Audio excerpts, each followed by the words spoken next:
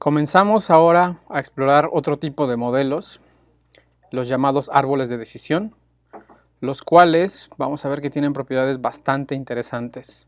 El hecho de que son modelos igual no paramétricos y que además nos permiten tener una representación final de lo que sería el modelo, que es entendible por todo mundo prácticamente. ¿Sí? No se requiere que alguien tenga un conocimiento amplio de, por ejemplo, matemáticas o de computación para entender lo que está representando un árbol de decisión y cómo tomar una decisión. ¿Vale? Para ilustrar cómo funciona un árbol de decisión, primero imaginemos que tenemos un problema de clasificación en el que, por ejemplo, hemos estado tomando mediciones de ciertos animales, ¿sí? Los tenemos acomodados de acuerdo a un registro de este estilo. Tengo su identificador, tengo características como si es peludo, su edad, su tamaño, y en base a eso también yo tengo especificado si es de una clase o no, si en este caso si es un oso o no es un oso. Entonces, por ejemplo, el primer registro que yo tengo con ID 1 es de un animal que es peludo, que es viejo y es de tamaño grande, entonces es un oso, ¿sí? El segundo registro no es peludo, es joven y es grande y eso es no un oso, ¿vale? Y así tengo varios registros, ¿vale? Una de las cosas que puedo yo hacer es, y eso es lo que hacen los árboles de decisión, es tratar de identificar qué atributos puedo comenzar a analizar y en base a eso ir dividiendo mi espacio hasta poder lograr llegar a decisiones en las que ya tengo yo certeza de qué clase es lo que estoy observando ahí. Entonces, tomando esos datos, lo que va a hacer un árbol de decisión es el algoritmo que lo construye va a generarme algo de este estilo. ¿Sí? De tal forma que cuando yo vea un nuevo objeto, a lo mejor lo primero que pregunto, ok, ¿de qué tamaño es? Esa es la primera pregunta que hago, ¿de qué tamaño? En base a la respuesta, si el tamaño es grande, iría tal vez en este sentido. Y después preguntaría acerca de algún otro atributo que yo tenga ahí en mi conjunto de datos, ¿no? Por ejemplo, si es peludo, y diría, ok, si es peludo, entonces diría, sí, sí es un oso, ¿vale? Si pregunto de nuevo con otra muestra que llegue y pregunto, ok, ¿qué tamaño es? Y me dicen es pequeño, entonces diría, ok, no es un oso, ¿no? Caso contrario, a lo mejor si me dicen es mediano, diría sí, con certeza es un oso. ¿Vale? Entonces los árboles de decisión lo que nos van a permitir hacer es construir este tipo de modelos. ¿Sí? Este propiamente ya podríamos considerar nosotros que es un modelo y se dan cuenta para entender cómo funciona no necesitamos saber nada de matemáticas, nada de computación, nada de ciencias avanzadas para entender qué es lo que nos está expresando ahí este modelo. Y de hecho también esa es una de sus fortalezas, es fácil comunicar lo que está expresado aquí a gente, no sé, con distintas formaciones, que puede ser leyes, economía, marketing, donde sea, ¿no? Si yo llego con un modelo de este estilo, todos me van a poder entender, me voy a poder comunicar fácilmente con todos ellos, y eso sería tal vez muchísimo mejor y más fácil de explicar y de entender que si yo llego con esa misma gente y les muestro una arquitectura, por ejemplo, de una red neuronal convolucional y le digo, miren, aquí hay esta capa de convolución, de pooling, hay que ajustar 100.000 parámetros. Creo que ahí es donde está la desventaja de esas arquitecturas y la ventaja de los árboles de decisión, ¿vale? Entonces, este tipo de modelos son los que vamos a estar creando con los árboles de decisión. Ahora, un poco para entender cómo funciona esto, déjenme hablarles de algo curioso que se ha estudiado ya por algún tiempo, que tiene que ver con una fobia que se llama brumotactilofobia, ¿vale? ¿De qué va esta brumotactilofobia? Yo creo que algunos de ustedes podrán a lo mejor reconocerse o reconocer a alguien que hayan visto reaccionando de esta forma, ¿no? Es una fobia que consiste en que las personas, por alguna razón, ¿sí? Que es una forma de un trastorno leve obsesivo compulsivo, que es común mayormente al parecer en niños, pero algunos adultos también lo exhiben, y esta fobia se relaciona con la necesidad de que cuando yo tengo un plato de comida, yo lo quiero ver organizado, ordenado, ¿sí? Separaciones claras en dónde están, digamos, las fronteras de los distintos alimentos que yo tengo en mi plato, ¿sí? No quiero que, por ejemplo, tal vez la ensalada se esté mezclando con alguna pasta y que ni la ensalada ni la pasta se estén mezclando tal vez con alguna carne que tengo ahí en el mismo plato, ¿no? Entonces, a veces algunas personas tratan de hacer esas divisiones claras, ¿no? Que no se mezclen, que no se toquen los alimentos que yo tengo en un plato. Y de nuevo, al parecer es muy común en algunos niños por algunas razones, ¿no? Algunos argumentan ahí que es porque esos niños a lo mejor es en su entorno es a lo que pueden llegar a controlar ellos, ¿no? Eso es al menos algo que pueden controlar en sus rutinas. Entonces, por eso pueden exhibir este tipo de fobias, ¿no? A que los alimentos no se estén mezclando y de alguna forma yo tenga regiones bien delimitadas, bien divididas, en donde no tenga yo muestras de otros alimentos, ¿sí?, traslapadas.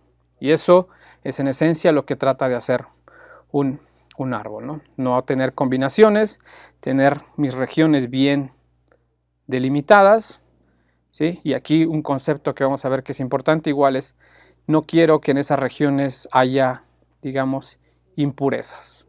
¿Qué sería una impureza? Que algún elemento, que algún alimento de otro estilo se esté mezclando con los que están en esa región, ¿vale? Entonces, así como lo hacen algunas personas y algunos niños de tratar de definir esas regiones, pues los árboles de decisión van a tratar de hacer lo mismo.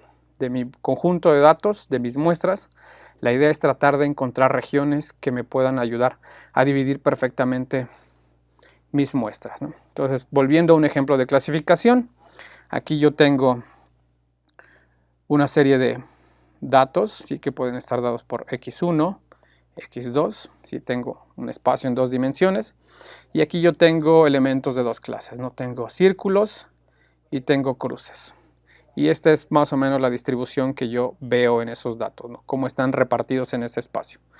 Entonces lo que yo puedo hacer es tratar de inicialmente comenzar a ver cómo podría yo dividir esos datos, ¿no? Entonces, por ejemplo, yo podría comenzar a decir, ok, si miro a x1, tal vez lo que yo podría hacer es encontrar una zona en la que yo pueda decir, ok, a partir de cierto valor de x1 están unos datos y por debajo de ese valor de x1 voy a dejar otros datos, ¿no? Entonces yo tal vez diría, en x1 puedo yo trazar una línea de este estilo, ¿sí? Y con esto, por ejemplo, yo ya tendría 2 particiones de mis datos, ¿no? Esta es la partición tal vez que ya llamaría 1 y esta es la partición que yo llamaría 2. Veo que aquí todavía en la partición 2 tengo mayoritariamente cruces, pero también todavía tengo un elemento círculo, ¿no? Y en el caso de la partición 1, yo todavía tengo mucha variabilidad, ¿sí? Las cruces todavía se están mezclando bastante con los círculos. Entonces, de nuevo, yo trataría de encontrar cómo dividir esa zona, ¿no? Entonces, algo que podría hacer tal vez es decir, ok, ya sé cómo dividir en x1, ahora encuentro un valor en x2 y digo, esta era mi partición 2, según recuerdo, y yo digo, ok, esta partición que antes era 1, ahora busco una zona en la que el valor de x2 me ayude a hacer una partición más, ¿no? Y tal vez acá me quedaría partición 3, partición 4, ¿sí? Y de este lado ya observaría, ok, partición 3, ya lo que tengo aquí, todos son cruces. Y aquí en la partición 4, ok, la mayoría son círculos, aunque tengo todavía 2 cruces. Y en la partición 2, la mayoría son cruces, aunque tengo todavía círculos. Y a lo mejor diría, pues ya, con eso es suficiente, ¿no? Ya no hay tantas impurezas en estas particiones, sobre todo en partición 3, no hay nada de impurezas, nada está mezclado. En la partición 4 hay todavía 2, ¿no? Que podría más o menos estar todavía tolerando, diciendo, ok, eso es, lo dejo así, tal vez esto más bien fueron errores a la hora de conseguir los datos, entonces puedo decir, eso lo puedo tolerar, ¿no? Y en la partición 2 tal vez lo mismo, a lo mejor digo, esto no me va a afectar después para generalizar, entonces puedo dejar hasta ahí esas particiones. Y si yo hago esto, entonces lo que estaría generando sería un árbol de decisión más o menos de este estilo. Si yo comencé con un conjunto de datos que era mi partición 1 inicial, donde yo tenía todos mis datos que quería usar para generar mi árbol, y después encontré un valor en x1 y eso me dio una partición en dos espacios, partición 2, que es esta de acá, y una partición 3, que inicialmente componía toda esta parte, y después analicé el valor de x2. Sí, aquí por ejemplo en esta parte yo analizaría el valor de x1, si está por debajo de cierto umbral, entonces me iría de este lado. Si está por arriba de ese umbral, iría de este lado, entonces quedaría en esta partición 3. En esta partición 3 aquí lo que haría sería analizar el valor o la variable x2 o atributo x2, como también se llama aquí en los árboles de decisión. Y si ese valor de x2 que yo observo en mi muestra está por arriba de un cierto umbral, entonces me voy a la partición 4. Si está por debajo, me voy a la partición 5, ¿no?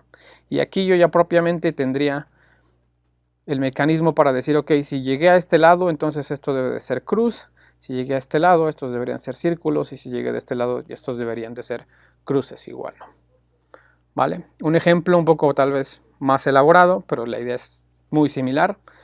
Vamos a suponer que yo aquí tengo ahora mis muestras dadas de esta forma. ¿Sí? Sigo teniendo círculos y cruces. ¿Sí? Vamos a suponer que mi distribución está de esta forma, ¿no? Y que a lo mejor tengo ciertas impurezas igual en algunos lados, ¿no?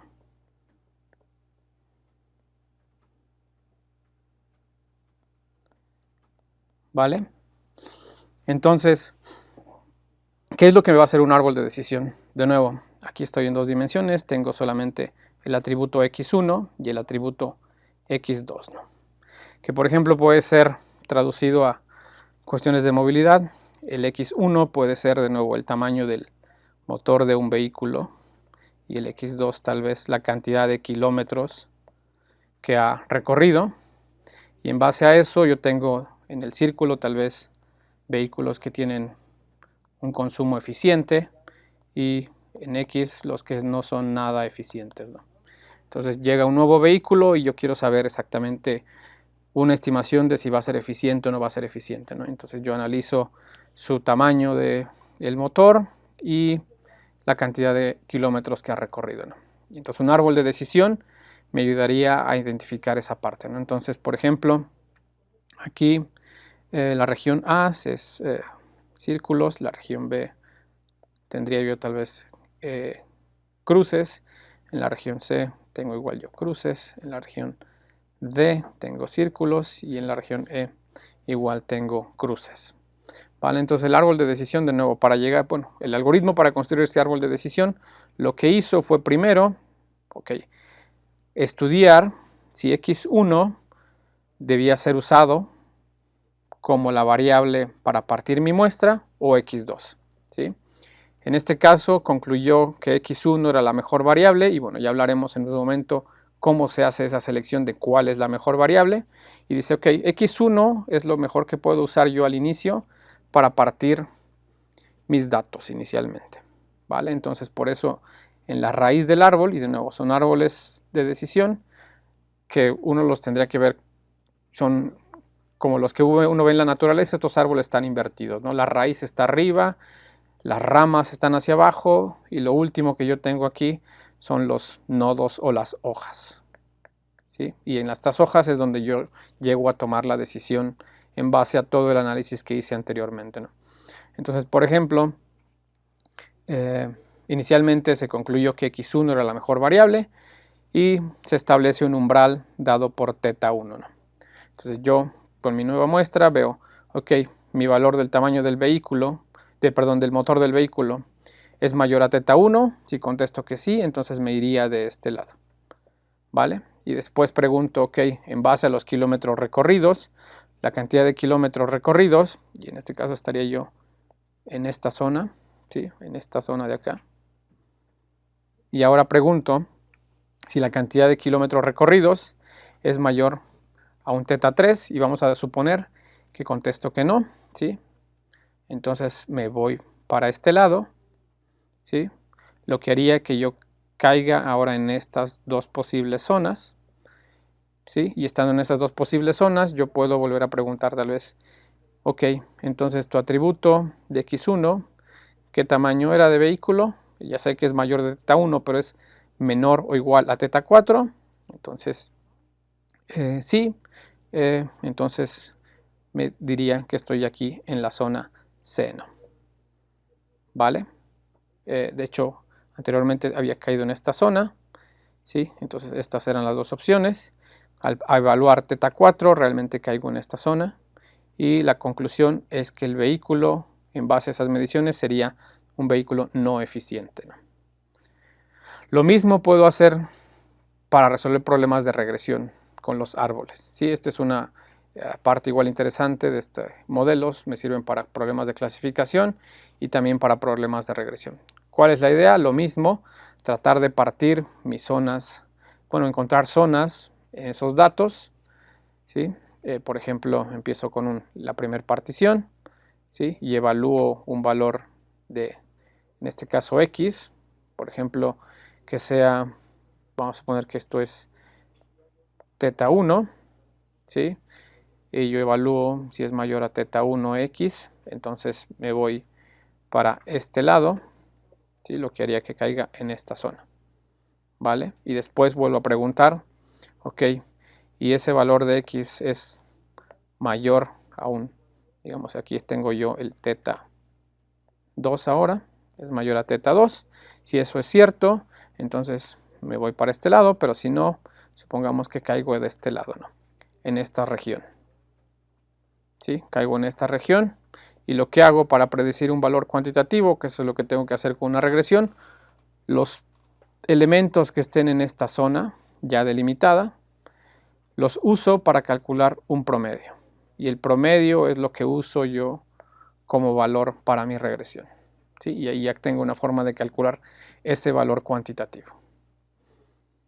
¿Vale?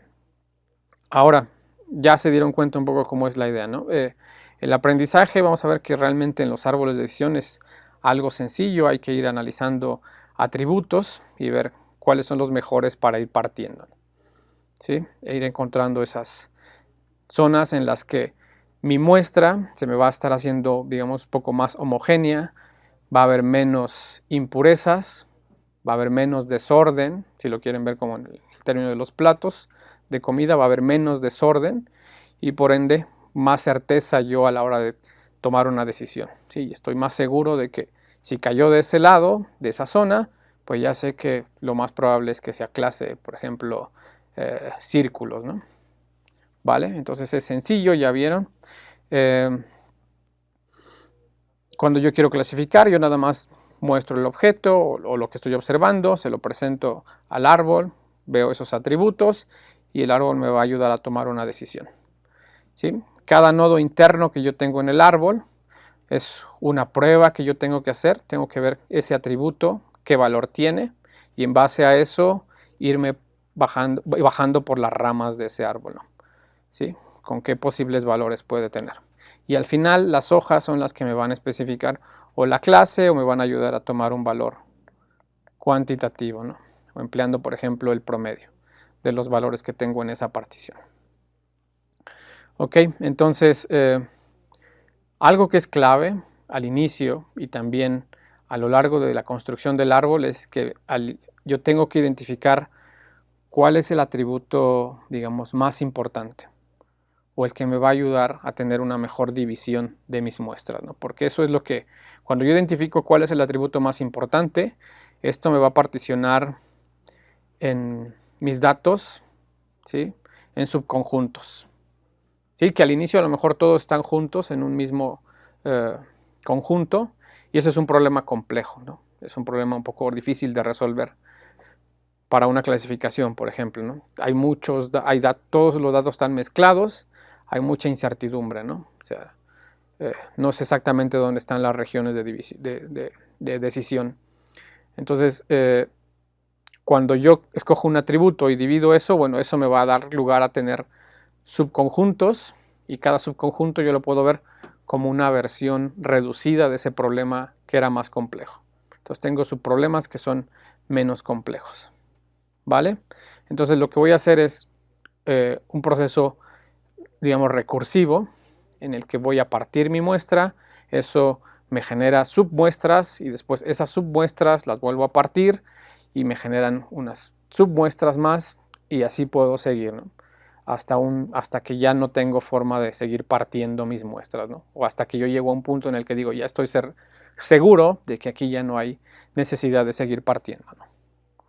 Entonces, por ejemplo, para un problema de clasificación binaria, yo a lo mejor tengo ejemplos positivos y negativos, escojo un buen atributo para partir mi muestra. Y si, por ejemplo, si después de que partí de un lado de mi subconjunto ya todos son positivos o todos son negativos, ahí paro, ¿no? Esa parte de partir esa submuestra. Si no, puede también pasar que ya no hay ejemplos, entonces yo ya digo, pues me quedo con la decisión del nodo que estaba arriba, que puede ser el nodo padre o nodo madre. Y también si aún ya no tengo más atributos que seguir analizando y siguen habiendo positivos y negativos, lo que tal vez puedo hacer es, ok, los elementos que estén mayoritariamente en esa partición, en el espacio, pues son los que voy a tomar para decir a esa clase seguramente pertenece lo que yo estoy intentando clasificar, que sería tomar un voto mayoritario, ¿no? Veo la mayoría de elementos de qué clase son y digo, eso debería ser la clase, ¿no? Que es un poco el ejemplo que nosotros teníamos de este lado, ¿no? Por ejemplo, de este lado en esta partición 2, yo ya no quise seguir partiendo y digo, ok, si algo cae de este lado, voy a tomar la clase mayoritaria y entonces si cae de este lado yo voy a asumir que va a ser clase X. ¿Vale? Entonces, el proceso recursivo es de esa forma, ¿no? Y de nuevo, ilustrando, al inicio yo tengo todos mis datos en un solo conjunto y todo está mezclado ahí, ¿no? Todo está mezclado, esa muestra tiene impurezas. ¿Por qué? Porque tiene elementos de ambas clases, ¿no? Y de nuevo, si volvemos al ejemplo de los platillos, está ahí todavía combinado la ensalada con la pasta, ¿no? Entonces eso es algo que yo no quiero, entonces yo trato de buscar una forma en la que lo puedo dividir y eso me da lugar a tener ahora estos subconjuntos, ¿sí? El subconjunto P2 y P3 y veo, ¿no? El subconjunto P2 a lo mejor digo, ok, no está completamente pura esa parte de la partición, ¿sí? Todavía hay una pequeña impureza que es esta, pero a lo mejor digo, no creo que afecte, ¿no? Entonces por ahí, por decir, ya podría parar yo el proceso de seguir partiendo este subconjunto. Del otro lado, en este subconjunto P3, veo que todavía hay impurezas. Veo que todavía está muy mezclado lo de clases círculo con cruces y digo, esto todavía lo quiero seguir partiendo, ¿no? Entonces puedo seguir partiendo y, por ejemplo, encontraría una zona en donde podría hacer esto, ¿no? Que podría ser tal vez algo de ese estilo. Entonces, esto lo parto. Si lo parto, entonces esto me genera ahora estos subconjuntos. Y de nuevo, ya evalúo y digo, ok, de este lado ya tengo puras cruces, entonces aquí ya paro completamente. Y acá digo, ok, todavía hay círculos y dos, digamos, impurezas. Hay dos cruces, entonces digo, puedo seguir intentando partir esto, ¿sí? Podría tal vez pensar a decir, puedo partir aquí y esto me generaría estos dos subconjuntos, ¿sí? O puedo decidir, como está en este caso, parar aquí y decir, ok, no importa, ya no voy a seguir partiendo mis muestras y me quedo aquí, ¿no? Y a la hora de decir cuál va a ser la decisión a clasificar, voy a decir que si mis muestras cayeron de este lado, van a ser de esta clase, círculo. Si cayeron de este lado, van a ser cruz. ¿Vale? Entonces eso es lo que a grandes rasgos permite hacer este esquema de aprendizaje de máquina para construir este tipo de modelos. ¿Vale?